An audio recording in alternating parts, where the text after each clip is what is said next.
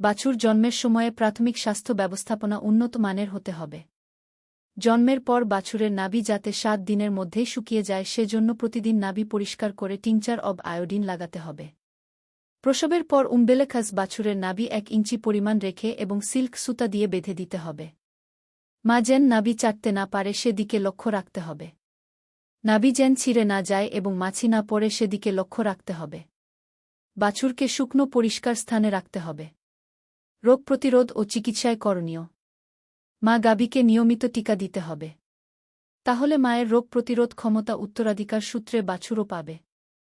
ফলে ছোটখাট সংক্রমণ সহজেই প্রতিরোধ করতে পারবে।